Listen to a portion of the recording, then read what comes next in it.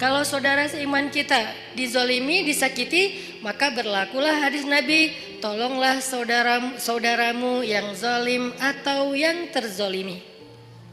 Yang zalim atau yang terzolimi. Para sahabat bertanya, ya Rasulullah, menolong saudara kami yang terzolimi, kami mengerti, maklum, itu sesuatu yang semua orang insya Allah memaklumi. Maklum itu bahasa Arab, maklum. Tapi menolong saudara kami yang menzolimi, itu gimana? Kata Nabi, cegah dia dari perbuatan zalim, berarti engkau telah menolong dia. Ini artinya menolong saudara kita yang dalam keadaan terzolimi, teraniaya, difitnah, disakiti, kita boleh menolongnya, kita boleh merespon, kita boleh membela, tapi dengan cara-cara yang juga harus ada di dalam etika moralnya seorang yang beriman. Tapi kalau diri kita, maka contoh-contoh yang saya angkat kemarin rata-rata lebih ke sikap dia kalau dia pribadi yang disakiti. Ada siapa kemarin? Maryam. Ada Aisyah nanti di surat An-Nur. Ketika Aisyah dituduh selingkuh dengan Sofwan, Aisyah diam. Maryam dituduh berzina, gak punya suami tapi punya anak, Maryam diam. Nah ini artinya yang dituduh, yang disakiti itu adalah personal orangnya, sehingga sikap orang itu adalah diam setelah dia mencoba untuk tabayun sewajarnya. Sekali, dua kali, setelah itu tidak dilanjutkan karena sudah dijelaskan, sehingga tidak berlanjut dengan perdebatan. Itu adalah tutorial diam dalam kondisi ketika kita sedang disakiti. Lalu bagaimana kalau misalnya yang dibully, yang difitnah, yang dicela, yang dihina itu adalah agama. Bukan pribadi kita, tapi agama. Contoh yang bagian dari agama udah gak bisa dipisahin itu pertama adalah masalah Allah sebagai Rabb. Sembahan, pencipta, pemilik, pemelihara, harapan kita, tempat kita bergantung, pokoknya dengan segala keluasan makna Rabb. Kalaupun gak utuh, agar mudah dipahami kita menyebutnya Tuhan. Walaupun itu bukan kalimat yang bisa menjelaskan secara utuh dari makna Rabb. Tapi setidaknya sedikit menjelaskan kepada kita, oh Allah berarti Tuhan. Kalau Allah sebagai Tuhan yang dicela gimana? Kalau Nabi sebagai Rasulullah, kekasih Allah, teladan kita, kekasih kita yang dicela gimana? Kalau syariat yang dicela gimana? Kadang-kadang bukan dicela secara langsung, tapi dibikin jadi tidak berharga. Itu juga mencela kan? Ada hal yang sakral dalam agama dibilang sesuatu yang biasa aja. Ini nih sesuatu pencelaan dengan cara yang tidak langsung terhadap agama. Nah, gimana kita responnya? Apakah kita diam? Apakah kita merespon? Terus gimana cara kita ngerespon? Itu yang akan kita bahas pada malam ini. Jadi bisa dibilang malam ini tuh kayak diam part 2 lah. Jadi masih tema yang sama tapi kelanjutannya supaya kita dapat tambahan angle. Oh kalau angle-nya gini ternyata sikapnya gak sama, berubah lagi. Oh ternyata kalau angle-nya ini hasilnya beda lagi gitu. Ini adalah kelanjutan dari pembahasan pada pertemuan kita yang sebelumnya. Oke, sebelum kita membahas lebih lanjut tentang diam part 2 ini, cara kita menyikapi orang yang menyakiti hal-hal yang prinsip dalam keimanan kita, Allah, Rasulullah, syariat, Al-Quran, hadis, ulama, apalagi orang soleh, termasuk bahkan saudara, keluarga, masyarakat, tetangga, mukmin disakiti, gimana sikap kita? Maka sebelumnya yuk kita sama-sama tilawah dulu firman Allah di dalam surat Ali Imran ayat 181. Di sini ada cerita yang berkaitan dengan tema kita. Karena menjelaskan sesuatu dengan cerita itu kayaknya akan jauh lebih universal. Surat Ali Imran ayat 181. A'udzu billahi minasy syaithanir rajim. Bismillahirrahmanirrahim. Laqad sami'a Allahu qawla alladhina qalu innallaha faqir. Alladzina qalu innallaha faqirun wa nahnu aghniya. Sanaktubu ma qalu wa qatlahumul anbiya'a bighairi haqq wa naqulu dhuqu 'adzabal hariq. Dzalika bima qaddamat aydikum wa annallaha laysa bidhallamin lil 'abid. Nah, sebelum kita baca terjemah, saya pengen ceritain dulu sedikit adegan yang berkaitan dengan ayat ini. Satu hari Abu Bakar As-Siddiq lagi main ke sebuah kawasan atau ke sebuah pasar tempat orang-orang Yahudi ngumpul. Jadi kayak di Madinah itu kan ada orang Islam sama orang Yahudi kan hidup berdampingan. Cuman seringnya orang Yahudi ini bikin masalah. Mereka membatalkan perjanjian, mereka mengganggu kaum muslimin, mereka menyebarkan fitnah, termasuk salah satunya fitnah Aisyah selingkuh. Akhirnya satu demi satu kabilah Yahudi itu kemudian diusir oleh Nabi karena berkali-kali melanggar perjanjian. Maka jadilah kota Madinah itu hanya tinggal kaum muslimin saja. Tadinya Islam di Madinah tuh sangat berdampingan dengan orang Yahudi. Karena dasarnya Islam itu kan rahmatan lil alamin ya, nggak mau ngerecokin orang, nggak mau ganggu orang, itu Islam banget tuh. Islam nggak mau ganggu orang, Nabi itu paling nggak enak ngerepotin orang, itu tuh Islam banget. Tapi juga Islam punya prinsip, dia punya hal yang buat dia itu nggak bisa ditawar. Salah satunya adalah kehormatan, apalagi yang berkaitan dengan kehormatan perempuan. Kemudian masalah ideologi, hal-hal yang akidah, syariah, sehingga muncullah kalimat lakum dinukum waliyadin. Kalian dengan cara agama kalian, kami dengan cara agama kami. Bisa nggak kayak gitu kita hidup? Nggak usah saling mengganggu. Bisa, oke. Tanda tangan perjanjian, jalan beberapa lama. Ternyata dilanggar sama orang Yahudi. Sekali dibiarin, diminta pertanggungjawaban 2 kali, kemudian Nabi menuntut 3 kali, udah berkali-kali sampai puncaknya yang paling parah, misalnya kayak membunuh, mempermalukan perempuan muslimah, ini udah nggak bisa ditawar, makanya diusir oleh Rasulullah SAW. Nah, waktu itu kaum Yahudi masih berdampingan dengan Nabi. Satu hari Abu Bakar datang ke tempat main atau nongkrongnya orang Yahudi lah, kayak kafenya Yahudi lah mungkin, atau restorannya Yahudi gitu kan, mereka lagi nongkrong. Datang Abu Bakar di situ. Tadinya Abu Bakar datang niatnya baik, pengen silaturahim. Bukan silaturahim ya, pengen temenan lah. Karena sebetulnya silaturahim dalam makna aslinya hanya berlaku untuk keluarga. Sebutlah dengan bahasa kita silaturahim. Pengen silaturahim sama beberapa tokoh Yahudi, salah satunya bernama Fanhas. Nah, ketika sampai di tempat Fanhas nongkrong, Abu Bakar datang, terus Abu Bakar duduk dengan Fanhas. Abu Bakar ngobrol gitu sama Fanhas. Fanhas, kamu tahu kan Islam itu benar? Soalnya Fanhas ini siapa? Fanhas ini tokoh agama Yahudi yang memiliki ilmu sejarah yang bagus tentang nabi-nabi sebelumnya, yang dia membaca Alkitab, yang pasti di dalam Alkitab itu disebutkan tentang Nabi Muhammad. Makanya Abu Bakar ngobrol dengan Fanhas, baik-baik sih ngobrolnya. Fanhas, kamu tahu kan Islam itu benar? Kamu tahu kan Muhammad itu utusan Allah sesuai dengan yang kamu baca di dalam literasi kamu? Kata Fanhas, ya emang kenapa? Terus kenapa kamu gak ikut aja, gak beriman? Cuma nanya doang gitu, bukan maksa. Apa jawaban Fanhas? Bagaimana saya mau mengikuti sebuah agama yang Tuhannya itu miskin, yang Tuhannya itu fakir, dan dia membutuhkan harta dari kita? Ketika dia berfirman, "May yuqridullaha qardan hasana." Itulah bedanya orang yang kufurnya kufur fikrah, intelektual, dengan kufur karena dia nggak paham.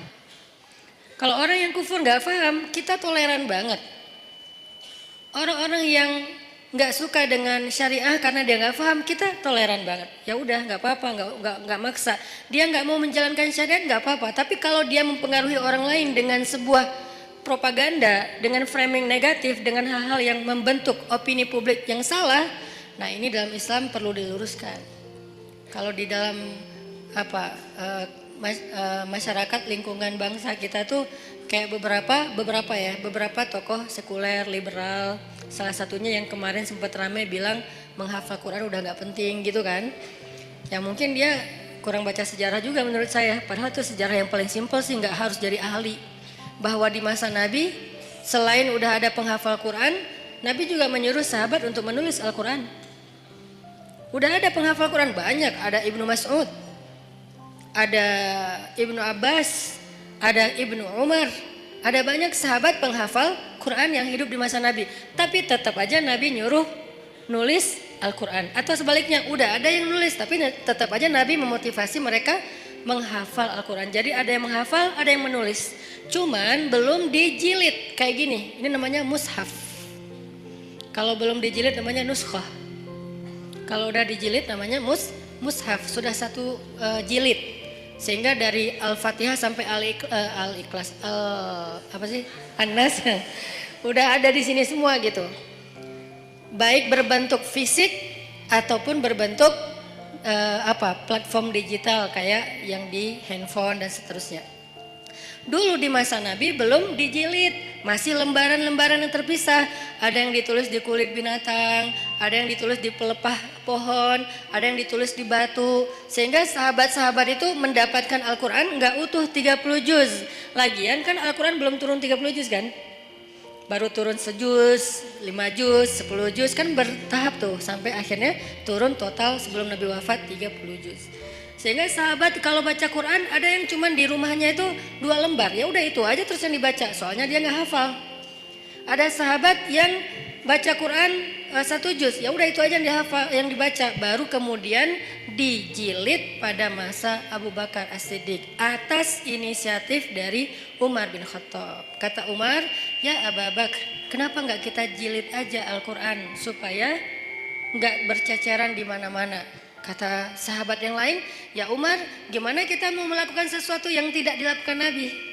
Ini pertanyaan sering muncul kan sekarang. Ngapain kita lakukan sesuatu yang nggak dilakukan Nabi? Kata Umar, seandainya Nabi masih hidup, pasti Nabi akan mengatakan ini baik. Kalau bahasa orang yang lebih fanatik lagi sekarang, tapi kan Nabi nggak melakukan. Seandainya itu baik, kenapa Nabi nggak ngelakuin? Berarti apa yang Nabi nggak lakuin berarti nggak baik. Nah ini nih pemikiran nggak terbuka. Umar itu orang yang sangat open minded banget. Sehingga dia banyak nyampain gagasan-gagasan yang justru kayak sesuatu yang baru gitu di zaman itu. Lalu akhirnya setelah disyurakan oleh para sahabat, mereka sepakat bahwa ini baik, maka dilakukanlah proses penjilidan Al-Quran pertama di masa Abu Bakar. Kemudian diulangi lagi, lebih teratur lagi di masa Utsman bin Affan. Karena di masa Utsman itu ada semacam polemik soal tata cara membaca Al-Quran. Karena banyaknya orang non-Arab yang masuk Islam, lalu mereka salah dalam membaca ayat-ayat secara huruf, secara baris. Kalau baris saja masih mending, ini hurufnya salah. Kenapa huruf bisa salah Ustadz? Karena dulu Al-Quran itu tulisannya nggak ada titik. Kalau sekarang kita nyebut Arab gundul itu nggak ada baris ya. Kalau dulu tuh lebih gundul lagi. Bukan hanya nggak ada baris tapi nggak ada titik. Jadi shin dengan sin itu sama-sama nggak punya titik. Shad dengan dot itu sama, nggak ada titik. Lo dengan to sama, nggak ada titik. Ba, ta, sa sama, nggak ada titik. Jadi linusabbita bihi fuadak bisa dibaca linubayyina bihi fuadak. Jauh kan? Linusabbita bihi fuadak, untuk kami teguhkan hatimu dengannya, bisa dibaca linubayyina bihi fuadak, untuk kami perjelas maksud di dalam hatimu dengannya. Itu jauh banget perbedaannya. Kenapa? Karena tidak ada titik. Akhirnya banyak orang non-Arab yang masuk Islam di masa Utsman salah membaca huruf. Jadilah Al-Quran tuh agak banyak kesalahan. Dan itu rame yang membaca dengan cara yang salah. Akhirnya Utsman berinisiatif untuk mengumpulkan lagi cara baca yang tadinya 10 huruf menjadi 1 huruf. 1 huruf menjadi 10 qiraat dan seterusnya. Itu pokoknya rumit lah pokoknya. Sejarahnya rumit. Intinya di zaman Nabi itu udah ada smartphone dalam bentuk tulisan di lembaran-lembaran. Atau kenapa tetap dianjurkan menghafal Quran? Ini jawaban paling logis menurut sejarah. Belum lagi nanti ada jawaban dari sisi spiritual. Bahwa menghafal Quran itu fadilahnya luar biasa. Kita tuh dapat mahkota di padang mahsyar. Hanya orang yang tidak beriman atau ragu dengan janji Allah dan Rasul yang gak peduli dengan hal kayak gini. Bahwa nanti dia akan pakai mahkota cahaya di padang mahsyar, dia bisa menyelamatkan 10 keluarganya. Gak bisa nyelamatin saudara kita, keluarga kita 10 orang dengan membawa smartphone. Di padang mahsyar, ya Allah, di smartphone saya nih ada Al-Quran, boleh gak saya selamatin keluarga saya? Jangankan keluarga, mantan aja gak bisa. Coba gimana? Jadi emang ada fadilah tertentu, walaupun kita mungkin yang ngomong kayak gini juga belum tentu hafal Al-Quran dengan ayat yang banyak. Tapi setidaknya saya tuh selalu respect banget sama yang menghafal Al-Quran dan menganjurkan. Sampai anak saya sekarang tiga-tiganya sekolahnya khusus tahfiz. Karena saya berharap mereka gak seperti saya. Yang baru serius ngafal Al-Quran pas udah gede. Mereka harus tuntas dulu Al-Quran, sisanya boleh belajar sains, belajar apapun lah. Kan dulu ulama-ulama saintis Islam itu hafiz ya rata-rata ya. Jadi kayak ngafal Quran tuh bukan buat mereka bukan karena mondok, bukan jurusan agama. Itu emang udah kayak jadi jadi budaya yang soleh di antara masyarakat Islam. Aisyah pondok tahfiz, Maryam pondok tahfiz yang pulangnya sebulan sekali. Yang saya cerita saya juga kadang-kadang bete gitu, gak bisa ketemu anak. Tapi harus sabar. Yahya masuk TK tahfiz. Yang dari TK itu udah mulai belajar tahsinnya pakai bahasa Arab, bukan pakai bahasa Indonesia. Dia menghafal huruf pakai bahasa Arab. Yang saya pernah sekali tampilin di YouTube ya, yang alifun Allah kayak gitu-gitulah. Saya juga nggak hafal, dia hafal. Artinya saya respect banget dan berharap banget anak-anak menghafal Quran untuk nyelamatin saya nanti di akhirat gitu. Karena saya ngerasa kayak siapa tahu kalau saya belum pantas masuk surga dan belum cukup amalnya, disyafaatin oleh pastinya setelah Rasulullah SAW adalah anak yang hafiz. Gak bisa pakai smartphone, gak bisa pakai Google Drive untuk menyelamatkan keluarga kita di padang mahsyar, apalagi dapat mahkota. Tapi menyimpannya di smartphone Google Drive boleh-boleh aja, ikhtiar kita untuk memudahkan mendapatkan Al-Quran ketika mau dibaca. Gak masalah pakai smartphone, cuman menghafal dia pasti punya kelebihan sendiri. Satu huruf yang dihafal itu pasti beda. Nah ini adalah orang-orang yang pemikirannya membahayakan, ngaco. Nah fanhas sama. Orang-orang yang tidak beriman tapi dia mempengaruhi orang lain dengan kesalahpahaman terhadap kebenaran. Itulah fanhas. Sehingga dia mengatakan Allah itu fakir, kami itu kaya. Dan itu bukan kata saya loh ya, kata fanhas. Orang-orang yang awam kan gampang percaya yang gini-gini. Karena Allah berfirman, "May yuqridullaha qardan hasana fayudha'ifahu ad'afan katsira." Siapa yang meminjamkan harta terbaiknya kepada Allah, nanti Allah ganti berlipat ganda. Kalimatnya meminjam. Makanya saya kan pernah posting, yuk kita pinjamkan harta kita kepada Allah. Ada yang komen kan, Allah kok minjam. Ini Ustadz makin lama makin aneh ngomongnya, ngelantur ke sana kemari. Itu bukan kata-kata saya, kata Al-Quran. Tapi kalimat meminjam di sini bukan Allah nggak punya harta. Apa maksud dari kalimat meminjam di sini? Allah pengen ngejamin bahwa harta kita itu nggak hilang, cuma dipinjam bentar, ntar dibalikin lagi. Itu maksudnya. Kalau Allah minta kan berarti hilang dong. Kalau Allah pinjam ntar dibalikin lagi, dan Allah itu nggak pernah ingkar janji. Ditambah lagi ada kalimat Allah ngebalikinnya gak sesuai dengan yang dipinjam, dibalikin berlipat kali.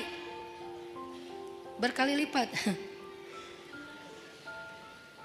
Karena tadi kebalik jadi kebalik juga kata-katanya. Dibalikin berkali lipat. Nah di situ juga dikritisi sama si fanhas. Kata fanhas, kalau gitu Allah menggunakan sistem riba dong. Kan kita gak boleh riba.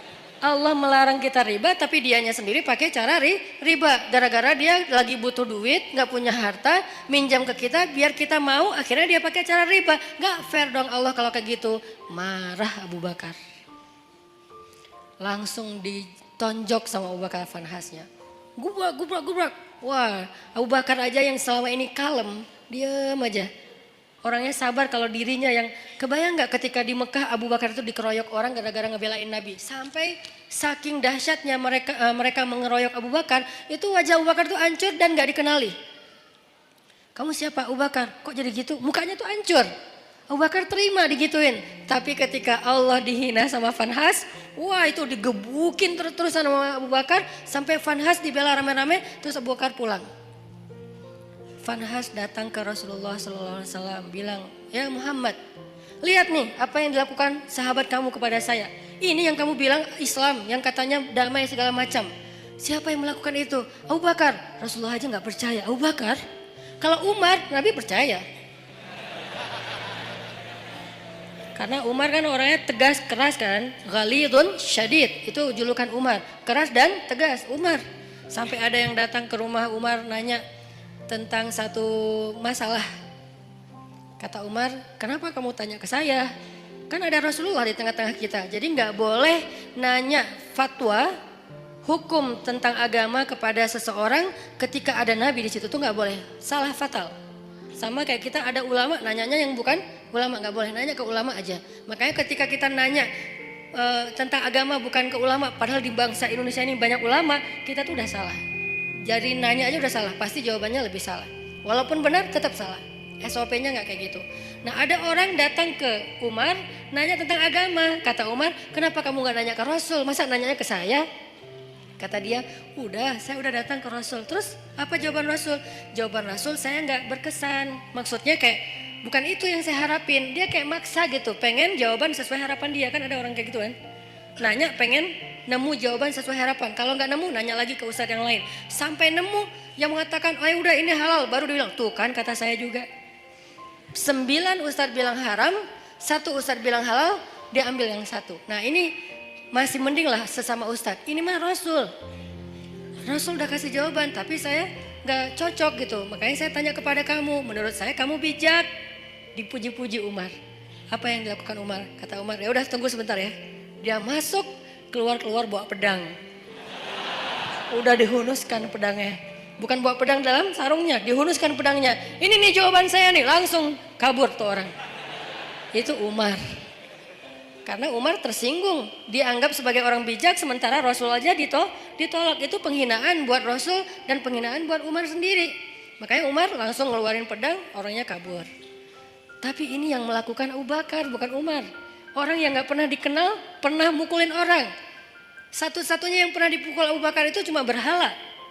Ketika dia masih kecil, diajak ayahnya untuk ngelilingin tawafin berhala. Ayahnya yang tawaf, Abu Bakar duduk nungguin. Pas ayahnya udah pergi, berhala itu dilemparin sama Abu Bakar. Lo ngapain sih orang-orang tawaf ke lo, padahal gak bisa ngapa-ngapain. Itu Abu Bakar, salah satu sahabat, walaupun sedikit sekali jumlahnya. Sahabat yang gak pernah syirik bahkan di masa sebelum Islam, Abu Bakar. Salah satunya. Abu Bakar, Khadijah, Ali. Ini orang-orang yang dari sebelum Islam pun mereka gak pernah syirik, gak pernah nyembah berhala. Tapi yang lain pernah lalu bertaubat dan masuk Islam, kemudian menjadi lebih baik. Abu Bakar yang melakukan, Rasulullah, Abu Bakar, dipanggil Abu Bakar. Lalu Nabi nanya baik-baik, karena ini Abu Bakar nih, orang yang wibawa, orang yang baik hati, orang yang lembut. Gak boleh langsung dipercayai aja nih omongan, apalagi nih Fanhas yang ngomong. Rasulullah nanya, ya Abu Bakar, ini perbuatan kamu? Ya Rasulullah. Nabi kaget, jadi itu bukan hoax. Benar nih Abu Bakar nonjokin orang, gebukin orang.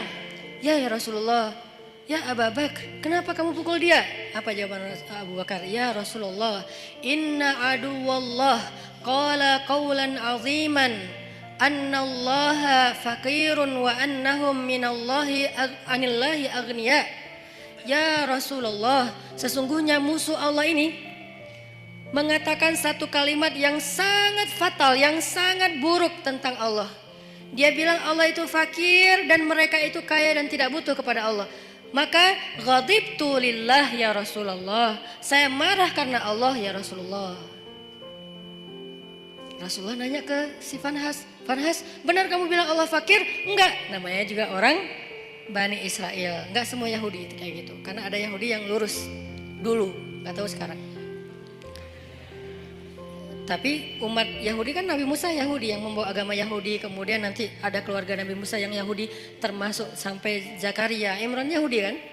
Jadi bukan agamanya, Bani Israel lah yang paling bawel itu. Ternyata dia bohong, dia bilang enggak. Wah Abu Bakar udah mukulin saya, sekarang dia memfitnah saya Muhammad. Beginikah didikanmu terhadap sahabatmu? Rasulullah bingung, mana yang benar nih? Abu Bakar mukul Fanhas. Tapi Fanhas bilang, saya nggak mengatakan hal yang kayak gitu. Saya disakitin sama Abu Bakar. Abu Bakar itu emang benci sama saya sejak dulu. Akhirnya ketika Nabi tidak bisa menilai siapa yang benar, siapa yang salah, turunlah ayat ini. Allah mendengar pembicaraan orang yang mengatakan Allah fakir dan kami kaya. Dengan segala macam kemarahan Allah juga marah tuh. Di sini Allah kayak bilang, aku juga marah, bukan Abu Bakar doang, kata Allah. Jadi Abu Bakar kayak dibela gitu sama Allah. Abu Bakar, bareng kita marah sama dia. Gitu. Kan keren ya Abu Bakar ya di situ ya. Sampai Allah mengatakan apa tadi ayatnya teh? Wa naqulu dzuqu adzabal harik, dan kami balas ucapan mereka dengan kalimat dzuqu adzabal harik, rasakan azab yang membara.